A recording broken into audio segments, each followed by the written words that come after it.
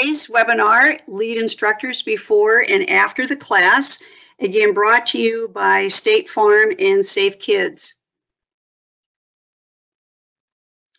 This webinar today is a community education webinar, so it does not count for any CEUs.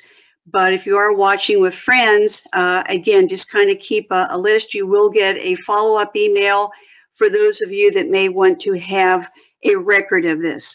Again, community education is not audited, but you will have that proof of attendance. If you're part of a group, which is great, assign an organizer and use a sign-in sheet.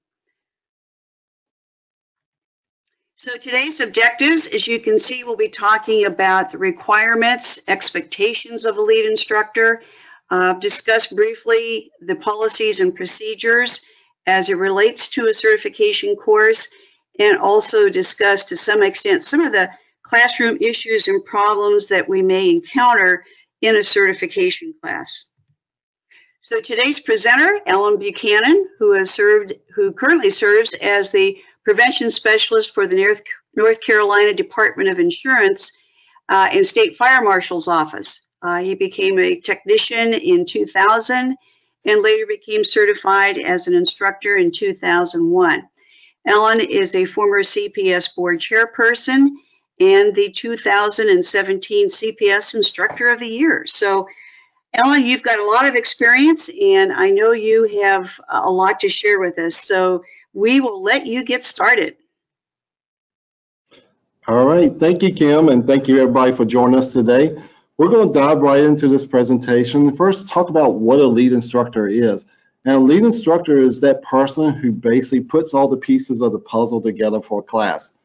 And for those of you who have been a lead before, you know it's a lot more to do being a lead for a class than just showing up for the class.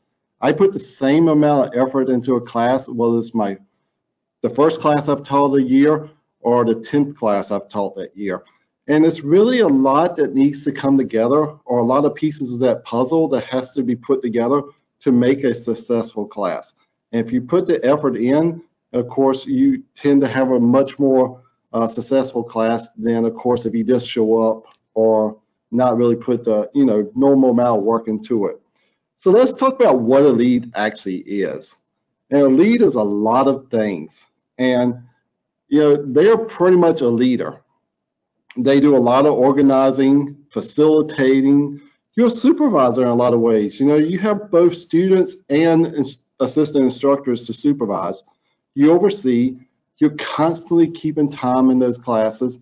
You have a lot of administrative responsibilities, and you act as a role model. But the biggest thing I think a lead is you're the mentor, and you're a mentor to both your assistant instructors and the students in the class. And that is a big position to take on, or big role to take on. Being the mentor to those students who may sometime in the future become an instructor, or maybe a proxy at some point. That's where it really all starts, is that initial class. And, being a mentor from day one really sets the foundation for that new technician. So Safe Kids defines a lead instructor. Basically, their definition is you have the ultimate responsibility for every aspect of the course. And that means you take on a lot of responsibility. And there's a lot that you have to do as a lead, but any issues, any problems, accountability, it all falls on that lead instructor in the end. So you want to make sure that all the I's are dotted and the T's are crossed, just so everybody has a rewarding experience in the end. And that's a lot to take on, depending on the size of your class, depending on how many assistant instructors you have, or instructor candidates, or maybe course assistants. There's a lot of factors that come into play, but just remember that ultimate responsibility goes back to you as the lead. So in the beginning of a class, or to start a class, I should say, this class actually starts when you register the class online.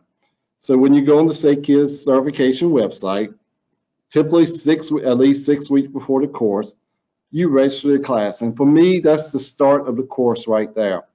And then you have to make a decision whether to make your class controlled or public. And of course, depending on how you run your classes in your local area makes the difference between the controlled and public aspect. Of course, controlled, maybe you've gone out and recruited a fire station or a particular agency, and they have a whole group of people they really want to commit to your child passion safety program. You may opt to do a controlled class then, just so you have a dedicated class to those individuals. A public class, you may have you're targeting a specific community, and of course your class would be open to anybody that wishes to attend. So there are advantages in both of those. Of course, controlled, you make the ultimate decision who you approve for the class versus the public. Just remember, when you register a class, you have to at least have 2 instructors to register the course, the 1 lead and of course 1 course assistant. And depending on the number of the students you expect, depends on, of course, how many course assistants that you want to have for your class. And of course, any instructor candidates, you must also have a mentor assigned to those. And that's something, you need to take into account if you are going to have an instructor candidate in your class. So after you register a course, there's a lot of course logistics that come into play. And these are things you need to think about in the beginning. Of course, first you're going to set the date for the course, and that should be in place before you register it. You need to have a location for your class. And with that location, there are a number of factors that you really need to consider, such as, do you have ample parking for your students? And along with ample parking, do you have a secure space to do your hands-on practice as well as your skill assessments in the parking lot?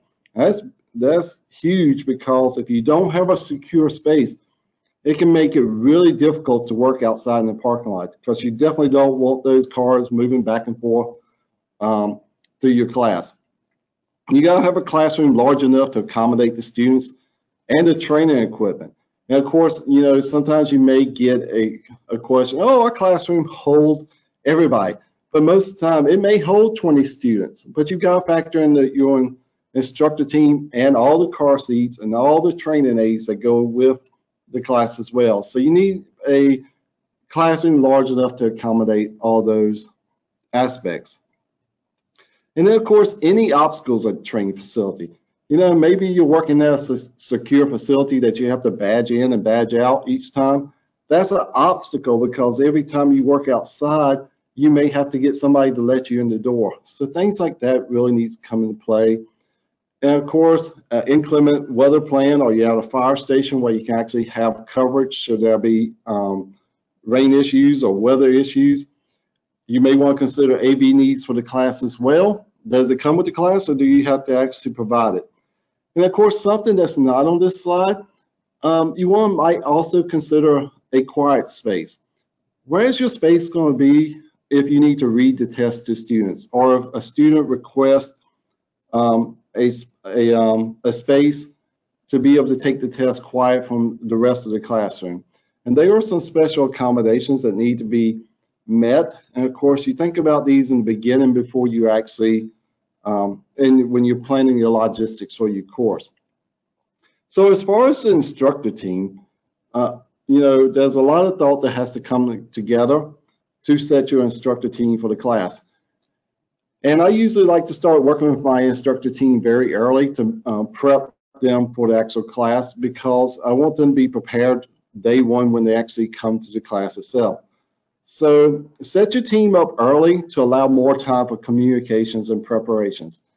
And when you're doing that, be sure to think about, are you going to have those instructor candidates? Of course, if you do, you need a dedicated mentor for that candidate. Or do you have course assistants for the class, and how many? Or do you have a combination of both? And both those factors need to come into play, because, again, you have to have a dedicated mentor for that instructor candidate. So as a lead, I have to think about, is that mentor going to be taken away from my students while they're working with their instructor candidate, or how does that play into the whole big picture? So it's a lot of thought that has to come into that. So as I'm putting together the whole class, one thing I like to refresh myself on is the policies and procedures. And if you haven't refreshed yourself on policies and procedures, I encourage you to check out the latest addition to the policies and procedures, as they're updated very routinely. So you should get in the habit of always checking these prior to your pre-meeting with your instructors, just to see if there's any changes or updates. If you've never read the policies and procedures, I highly recommend that you take the time to review those, because that is sort of like the guide to a successful class. And there's a lot of information there that will help you have a successful class should any problems or issues arise. So with that said, communication is a key to start a great class. And that communication before the class with both the instructors and the students is very key. So for the instructors, the course agenda is the first thing I have to think about. And once I set my team, I usually like to set my course agenda very early. So setting that course agenda early actually gives the instructor team more time to prepare. And if we could advance to the next slide, it talks about actually working on the course agenda and communicating with the instructor team those teaching assignments. So setting the agenda earlier gives them more time to prepare, gets them familiar with the modules that you assign to them. And of course, if you do have those instructor candidates, it gives them more time to work on their teaching assignments. Especially, you want the mentor to be able to take the time to work with those instructor candidates so that they can practice and prep before actually coming to the class. And of course, we want those instructor candidates to have a successful experience if at all possible. And the more prep time we give them and the more lead time we give, the more prepared they'll be and the more successful experience they will have. So we have to be very clear with the expectations for the instructor candidates. So that course agenda, making sure that you have that out early, is really the first key to having a successful class and the very first key to that communication. So as a lead, when I'm setting that agenda, I have to think about, how am I going to make teaching assignments?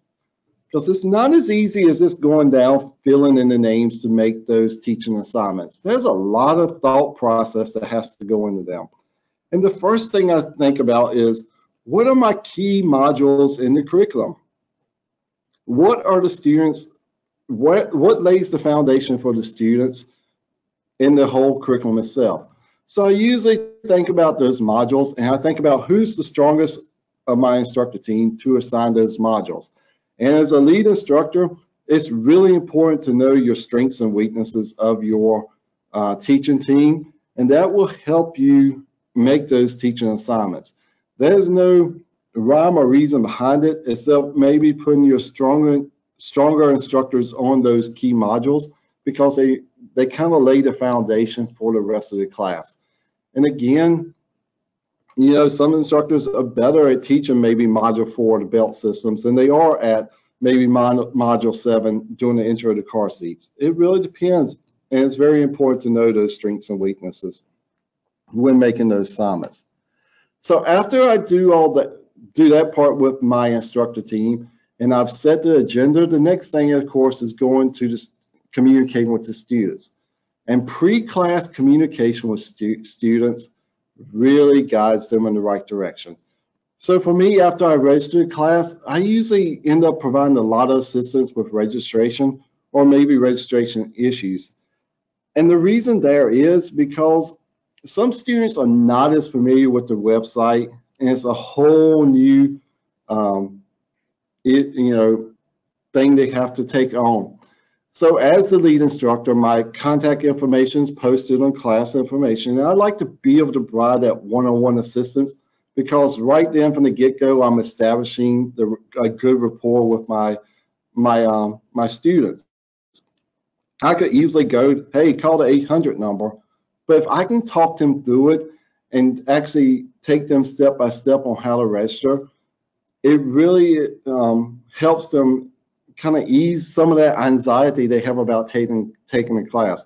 Because some of the students we have, they're not sure what they're actually coming to because they've been assigned to the class, or maybe somebody else told them, hey, you need to go to this class. So really taking them by step eases the anxiety, and of course, it establishes me as the lead, as the point of contact for the class. So if they have any additional issues or questions, I like to be that primary point of contact just to be able to assist them with that. So good communication really starts with the registration process. And then from there, as you see on the next slide, there are several other things. I like to do a good pre-class welcome information email. At least a week before the class, but I usually start a couple of weeks early sending communication to the students that are registered. And it kind of gives them leeway of what to expect. And some of the things I cover, of course, is a class location, how to find it. If you are in a big building, you want to make sure you're very clear how to find your classroom. Where to park, if there's a designated parking area for the students, make sure you outline that. Vehicle needs, of course, we need vehicles for the class. So I don't like to wait till day one of class to tell students we need their vehicles. I like to have them prepped to make sure they have time to actually, take anything out of the vehicles that they may need to take out and secure, or just kind of tidy up the vehicles if needed. Any special needs accommodations, I like to bring that in my welcome email so they can actually contact me as well, should they need that. I give them a tentative schedule, talk about what to wear, and then most importantly, I give them heads up that they can actually start preparing for the class by going online and previewing the student manual. The reason I do this is because if you do the first quiz on the first day, let them know to expect it and let them know that what it actually covers so they can prepare. Because keep in mind, we are working with the adult learner. And some of our students haven't taken a test in quite a long time. So we want to make sure that we are able to give them heads up on what to expect on that first day. So why is that pre-class communication very important with the students? Well, again, you want to decrease that anxiety at all possible. If the student arrives on day one frazzled, they're going to be frazzled for the next 3 or 4 days, depending on how long your class is. And if I can calm that anxiety from the day one or from the start of the class, then they're much going to be more adapt to learning or have a successful class than if they're just, biting the nails from the time they walk in. Or, for instance, that they couldn't find you. If they got to the location and nobody was there to guide them to the classroom itself, it becomes a really disastrous experience right from the start. So we want to make sure we avoid this as possible. So great communication with the students, start early, make sure you have a follow-up email and follow up at least again a week before that class. This so you make sure you touch base with all the students that are registered. And then we're kind of moving more towards the class itself. And yes, that instructor meeting that so many instructors, especially the experienced ones, have questions about. And my response to my instructor team is it isn't required. You should have that instructor meeting before every class.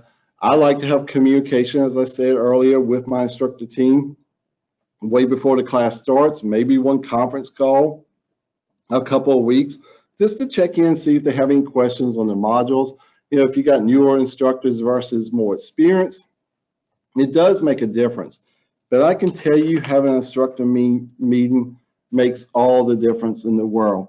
So a full instructor meeting should take place at least the day before the course. And it should include everybody that's going to be part of that teaching team, the ICs and the course assistants. Please do not wait to the day of the course, an hour before your course starts, to go, oh, let's have our instructor meeting. And especially as the students arrive, because what happens is you're having a meeting and you really should be greeting your students at that point. And honestly, it's not enough time to prepare or do an adequate meeting if you're waiting or just doing it right before the class starts. So, a good instructor meeting really sets the foundation for the class. I do another little thing in my side. I'm a basketball referee, and we're required to have a pre-game meeting before every game. And I work with the same crew constantly, quite a bit, or same referee team.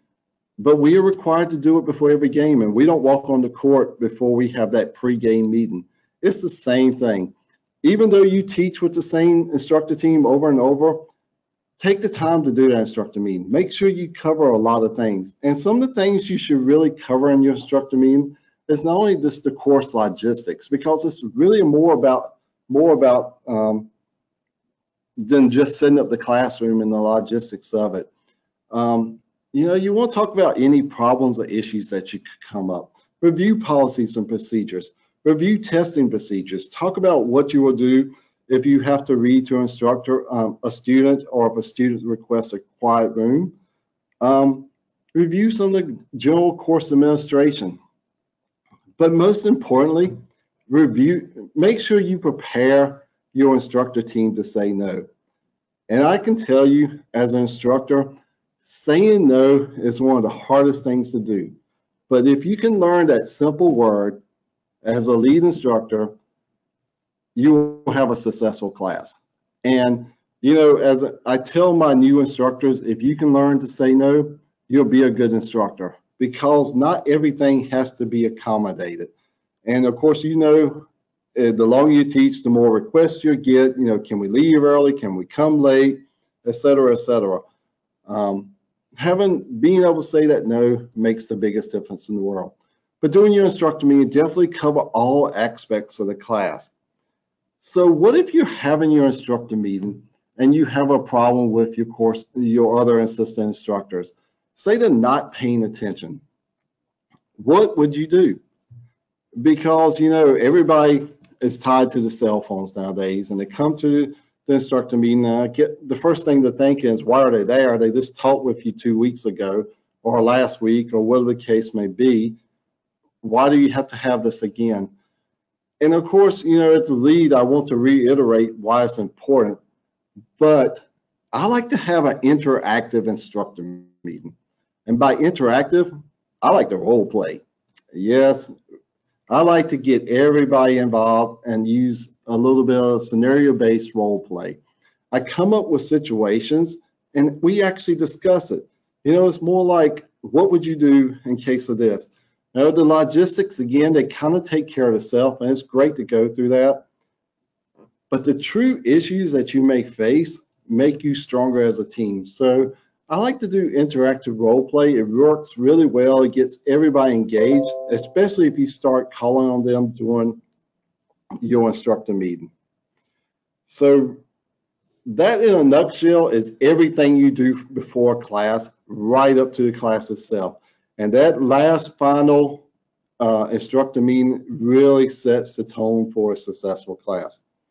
So now that you've had your class, it doesn't end there. There's a lot a lead has to do after the class to finalize it and make sure that everything is taken care of. So the first thing is, we talked about the instructor meeting before class. I like to have a post-class instructor team meeting. And the reason I like to have this post-class instructor team meeting is it improves the quality of future classes. Just discussing successes and challenges. Bring them out so that you can prepare for future classes should there have been any issues, or discuss things that could have been done differently. I know a lot of us have been doing this a long time, but there's always something we can do different, maybe to get through that student who didn't quite understand, quite everything. So make sure you have a discussion with your team, identify any problems or issues. And it doesn't have to be a long meeting, but just long enough to have that wrap up so that you can identify those things. In addition, it's a great time to review the course evaluations, talk about, any issues that are identified in there. I think a good evaluation is important from the students. The one thing I don't like my instructor team doing is reviewing those evaluations in front of the students. I think it's important to wait till the students leave to make sure that you review them. So in addition to that, of course, you should be having a daily instructor meeting at the end of each day. But the post-class meeting, I think, is very important as well. So then we move on to the course finalization part. And of course, as a lead, you have a lot of paperwork to sort through a lot of times. There's a lot of paper that goes into the making of a class. So once the certification renewal class is finished, of course, you're responsible for submitting all these online. Whether it be and of course, you have to submit the student hands-on, whether it be pass or fail, the check-up event, the written score, marking students absent if needed, or applies to a particular student. You have to put in this instructor candidates pass or fail evaluations, and of course, the actual teaching hours for instructors. So a lot of times it's very perplexing to a lead instructor. Was the student absent or not? We have that nice little box when we go to finalize the class, and we start scratching our head. Well, they really didn't come on this day, but they were there on that day, or they just missed part of the class. Well, students are only marked absent if they never came to class at all. So, if the student, say, attended all of one day and maybe missed part of the morning on the second day, or whatever the case may be, you would not mark them absent. You would enter the grades for what you have to apply. For instance, maybe they only took one course, quiz, so you would enter the grade accordingly. But of course, they would not be marked absent in that course, in that case. And then of course, if needed, maybe an emergency situation arose, such as like a severe illness, or they got activated because of a state of emergency, as an emergency personnel. There is a emergency fee course refund request, and of course you see the link for that. And of course that's there in place for those emergency situations. So be sure to work with your student, make sure that they are aware of that should that need arise. But the most importantly, as we move on, it's very important that you document any particular abnormal situations. Maybe you have that student who misses multiple modules, but they wish to continue in the course. Document, document, document. Student missed module 8 at the beginning of the day on day 3. And maybe review with them and have them initial that you had that discussion with them. And of course, you may want to have an assistant instructor be part of that conversation, present for that conversation. But of course, if they wish to continue to attend, they can, of course, still attend the course from that point. You just have to enter the grades accordingly at the end of the when the course is finalized. But keep in mind, in module 1, as we discussed at the beginning of the class, that a student must attend their entire course to be certified. So you wouldn't necessarily mark them absent if they just missed a couple of modules. So after we kind of go through putting all the scores in for the students, the next hardest thing is calculating instructor teaching hours. And of course, this takes a little bit of time to actually add up, but hopefully kept track as you went through the day-by-day activities for each instructor and kind of kept a little tally as you went along, so it makes it a little bit easier to add in the end. But just remember that teaching hours include any hours for lecturing, hands-on activities, or hands-on testing, as well as the check-up event.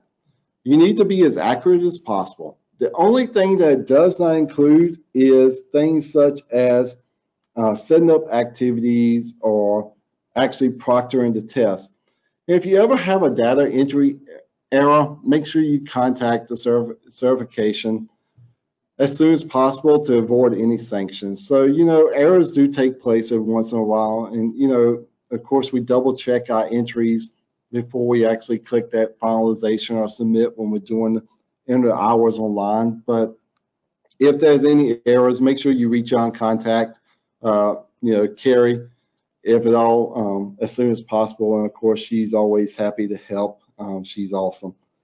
So as far as teaching hours, as we move on, of course, this is a reminder, mentors can earn up to those 8 additional hours, as well as the lead instructors can earn up to those 10 additional hours for serving as lead. And again, as a quick reminder, Setting up those activities or skills evaluations don't count for those teaching hours.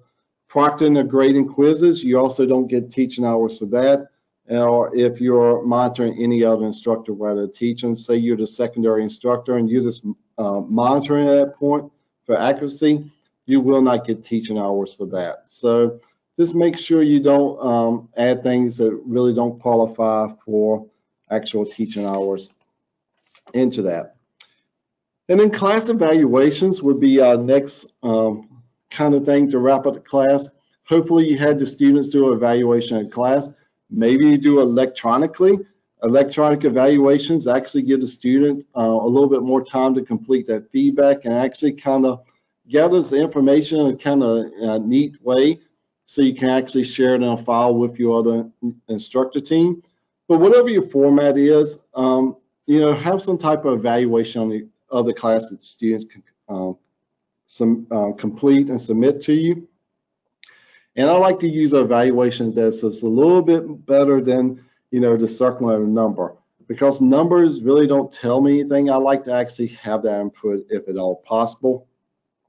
And of course, give your instructor team time to evaluate your class. And usually this is done as that post meeting that we actually talked about. And of course, the lead instructor, you should provide feedback as needed. Again, as part of lead instructor, sometimes it's very important to identify some deficiencies. And that's the only way we get better at what we do. Is sometimes it's great to give that feedback so that other instructors can improve their skills as well. And then as far as instructor candidates, just remember you're also responsible for submitting their pass or fail designations, and the teaching hours for them as well. So yes, you still need to calculate those instructor hours for the candidates in your class. And of course, finally submit that completed paperwork to Safe Kids Worldwide or a certifying body. Now, record keeping is very important, and I know it's challenging because when we complete a class, there are so many papers to keep up with. So accurate record keeping is important. And, it's up to you really to decide how long you want to hold on to your paperwork. Of course, you may want to review the policy and procedures on this. Most lead instructors that I talk to actually hold on to their paperwork for one certification cycle. Whatever whatever you decide is for yourself, just make sure you keep accurate records. Several months at least, just in case you have any appeals or complaints that may come up.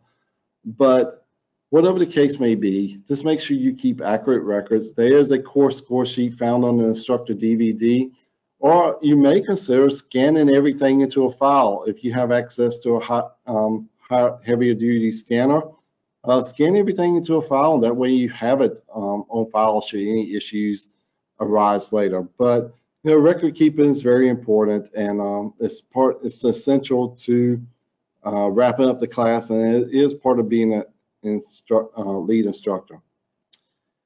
And then finally, this kind of fits in as far as kind of ending the class. But to me, at the end of the course, consider having a graduation or a certificate ceremony.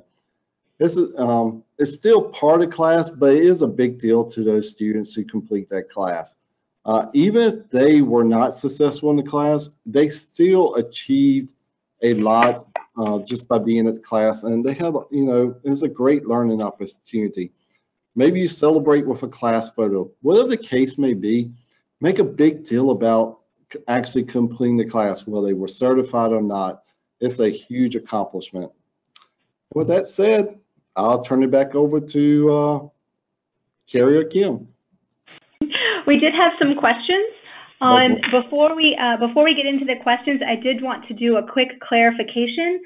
Christina and Zetta were both a little bit confused about the person who misses part of the class, but they're not marked absent. So if anybody misses a part of the class and they're not going to pass, they can still stay for the rest of the class, but you want to document that they understand that they will not be certified at the end. So let's say on day 2, I miss an hour and a half. It's not anything that can be made up.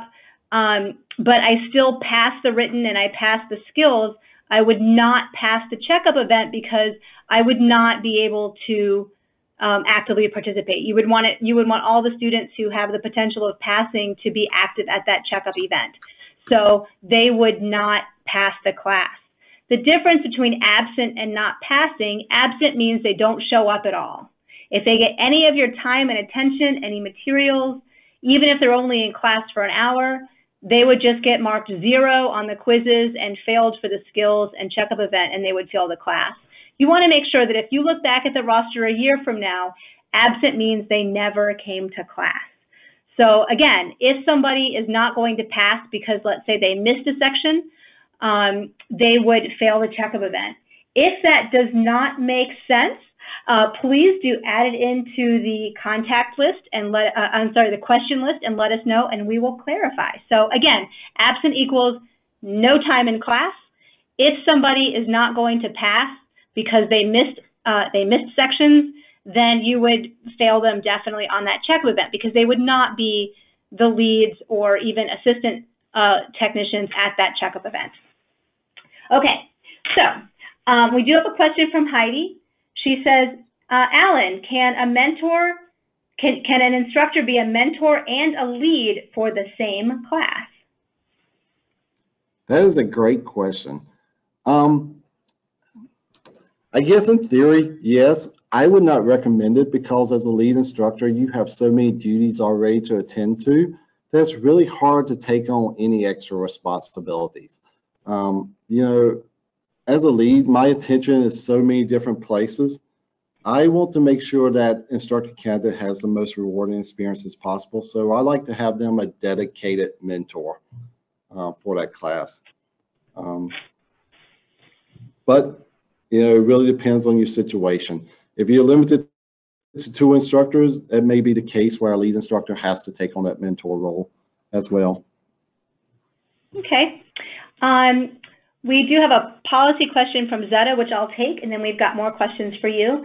Zeta says, can you let us know how long it is between becoming an instructor and being able to be the lead? Here's the thing.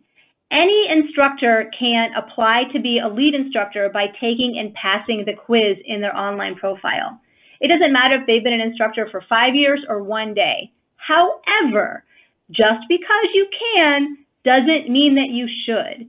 And best practice would be to shadow a lead for a class or 2 to really learn the ins and outs, learn some of these secrets that, like Alan, for example, has shared today. So there is no minimum time that you need to be a certified instructor to be a lead, but you definitely don't want to put the cart before the horse. You want to make sure that you are well prepared because you want your team to succeed and you want your students to succeed.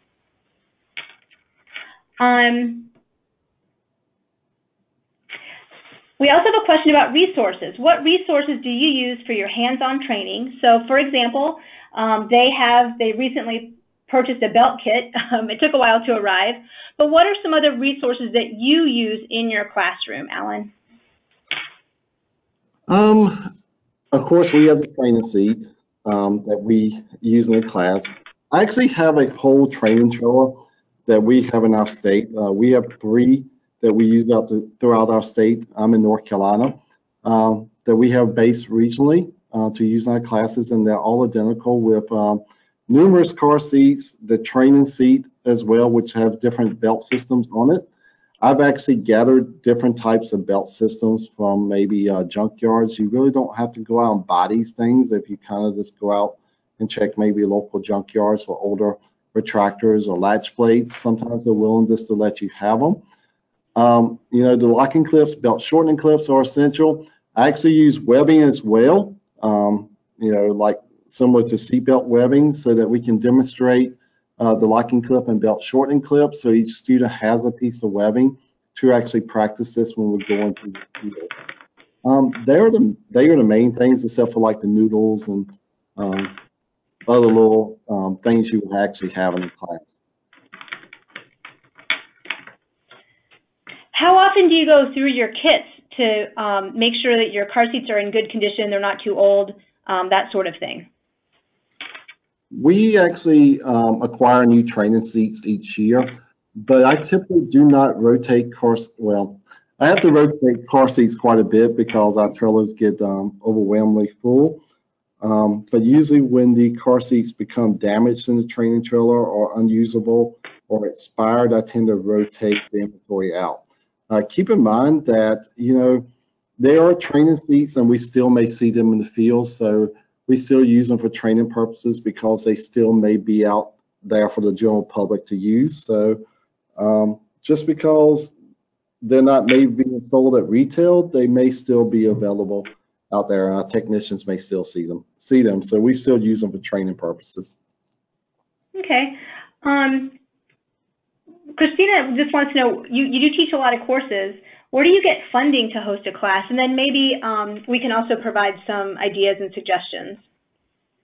So our classes are federally funded through our Governor's Highway Safety Office.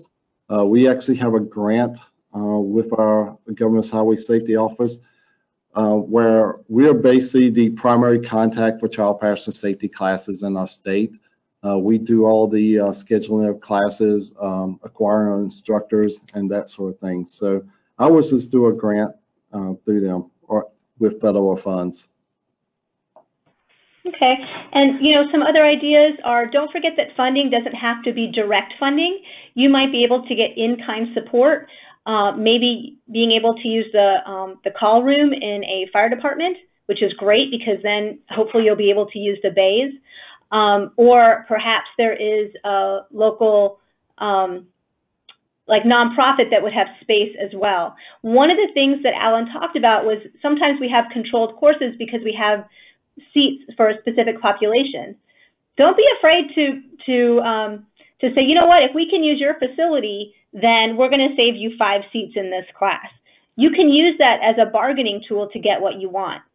Also, we did have some questions about getting your demo car seats. So not everybody is fortunate enough to have a budget to be able to buy car seats, but make that relationship with your local retailers. People return car seats for any number of reasons, and you might be able to get them to donate those car seats for teaching in exchange for a letter or a certificate of appreciation or something like that.